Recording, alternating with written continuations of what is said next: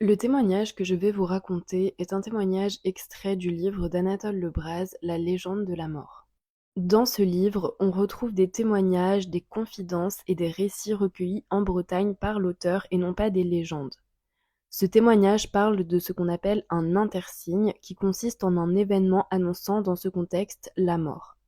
En général, cet intersigne ne se manifeste pas à la personne concernée par cette mort et l'auteur précise que toutes les personnes vivent des intersignes.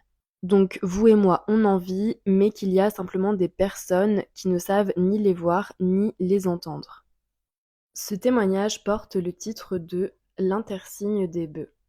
La personne qui raconte ce témoignage le tient de sa mère qui était âgée de 16 ans à l'époque des faits. L'histoire se passe un peu avant la Grande Révolution. Sa mère était vachère dans une ferme de Briec. Le maître des lieux s'appelait Yuen et était un homme brave et savant. Il avait fait des études pour devenir prêtre et avait finalement décidé de travailler à la ferme. Grâce aux études qu'il avait faites, il était vénéré dans le pays et l'on disait qu'il était capable de lire n'importe quel livre et converser dans n'importe quelle langue. Un matin, il se décide comme à son habitude, au dernier moment, à partir à la foire de Plébin pour aller vendre 2 de ses bœufs. En effet, il se décidait toujours au dernier moment lorsqu'il s'agissait de vendre et d'acheter, et l'on disait à propos de cela qu'il avait un esprit familier qui lui soufflait à l'oreille l'instant précis où il devait le faire. Il s'en fut donc à cheval à la foire accompagné de ses 2 bœufs. Sa femme dit à la jeune vachère que son mari allait assurément lui ramener 100 écus pour les 2 bêtes qu'il s'en allait vendre. Après quoi, cette dernière s'en alla conduire les vaches dont elle s'occupait au champ. Au moment de la brume de nuit, elle les ramena. Sur sa route, elle rencontra Yuen qui revenait de la foire. Celui-ci était toujours accompagné des 2 bœufs avec lesquels il était parti. La jeune fille dit alors à son maître qu'il n'avait pas l'air d'avoir tiré profit de la foire. Ce à quoi il répondit qu'au contraire, il en avait tiré davantage profit que ce qu'il pensait. Pourtant, il n'avait pas l'air joyeux. Il semblait songeur, les bras croisés et la tête baissée.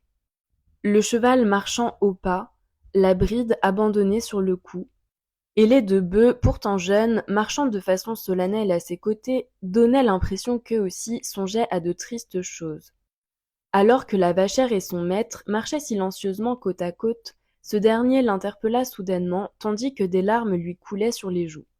Il lui demanda de se rendre en courant jusqu'au bourg, où elle irait d'abord commander un cercueil au menuisier, et ensuite demander au prêtre de service de se rendre au plus vite à la ferme.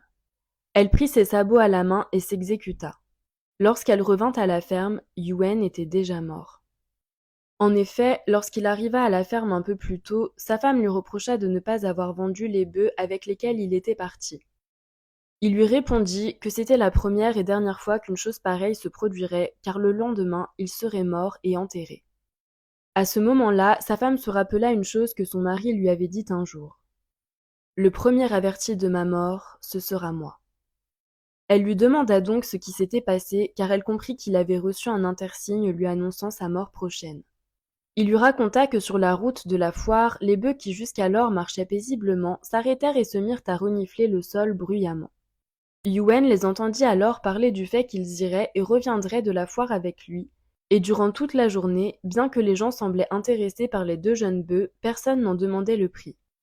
Et tandis que la foire se vidait, Yuen, excédé, décrocha un coup de pied dans le ventre de l'un des 2 bœufs qui s'était mis à gratter le sol de son sabot. Le bœuf le regarda alors du coin de l'œil tristement et lui dit « Yuen, avant 2 heures il fera nuit, et dans 4 heures vous serez mort. Retournons vite à la ferme, vous, pour mettre votre conscience en règle, et nous, pour nous préparer à notre travail de demain, qui sera de vous porter en terre. » Yuen, qui était un homme de bon sens, suivit son conseil, grâce à quoi il est mort dans sa maison au lieu de mourir dans le fossé comme un animal sur le chemin du retour.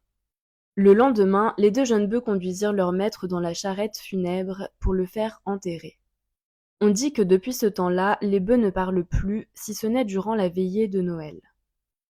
Voilà, c'est la fin de ce témoignage. N'hésitez pas à dire en commentaire ce que vous en avez pensé, si vous avez déjà vécu une expérience similaire ou entendu parler d'expériences similaires, ou peut-être d'autres traditions orales venues d'ailleurs.